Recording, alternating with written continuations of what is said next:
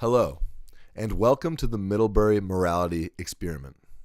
My name is Daniel Fulham, my partner is Henry Muter, and together we have worked to create a project that we hope tangibly engages a central component of Dostoevsky's Crime and Punishment, unconscious morality. So before we introduce our experiment, how are we defining unconscious morality? In Crime and Punishment, Raskolnikov performs several acts of benevolence through instantaneous responses to ethical dilemmas. Raskolnikov's decision to leave money for Sonia's family, his protection of a drunk girl from sexual assault, and his dream about the death of the horse all point to an inherent, unconscious morality in Raskolnikov, unfiltered by rationality or logic. Svidrigailov, on the other hand, represents amorality, evidenced in his sadistic, hedonistic treatment of women. Thus, for Dostoevsky, our morality is not learned, rather, it is an unconscious given for each individual. Our immediate reaction to moral questions, devoid of ego and thought, paints a clear picture of our ethics. To test this notion of unconscious morality, we decided to perform a social experiment on the Middlebury campus. Using a hidden camera, I dropped a stack of papers while passing students on campus to capture their immediate moral reactions. Whether or not the student helped pick up the papers, we tried to interview them about their decision to help or not help by asking two simple questions. 1. What was your general thought process throughout the encounter? 2. Would you describe your reaction as conscious, unconscious, or somewhere in between?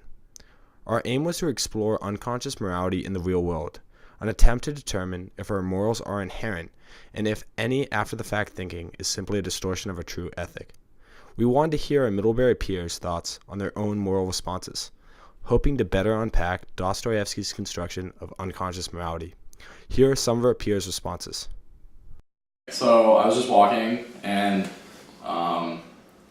he dropped his papers and I just thought I'll just pick them up, give them to him and keep walking.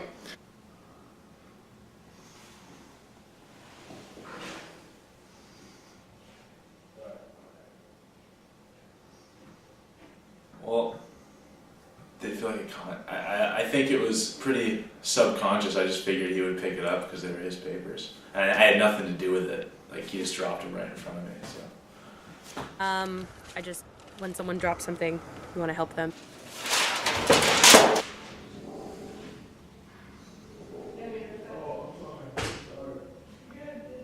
I thought about helping him pick them up, but I was already pretty far past him, and he was already bent over, so I didn't really think I needed to help him.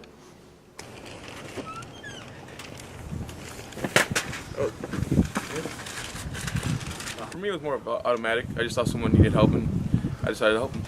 Just kind of automatic.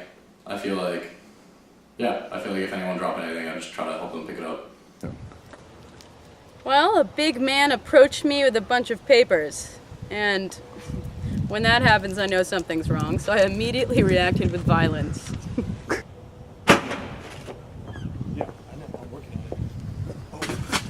So sorry. I was on my phone, but normally when two people walk down the hallway, you kind of divert, and we just both happened not be paying attention. He kind of bumped into me. Seemed pretty baffled. Dropped all his stuff. Did you help him pick us up? I offered to help. He offered to help. He looked like he was in a little bit of a rush. I didn't want to bother him.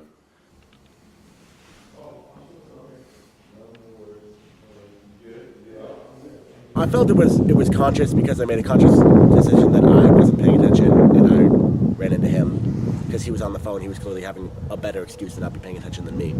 So I felt it was my job to help him out. I felt like, I don't know, there wasn't much going on. I just felt like it was helpful, but it wasn't like a big deal. I just bent down and gave him a paper and then I kept going. Maybe somewhere in the middle. I was aware that I was doing something nice, but yeah, I would have felt bad if I kept going. If I kept walking, I think I would have been like, oh, I definitely should have stopped and done that. But it did feel normal to immediately go and help. It seemed very staged, and I was wondering why the fuck he was already so close to the papers when he dropped them. Cut.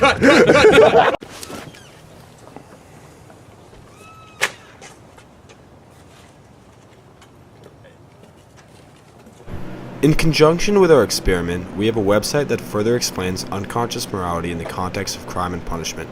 Additionally, the site includes full transcripts of every interview, a breakdown of student responses, and the conclusion that our experiment ultimately supports Dostoevsky's concept of inherent morality.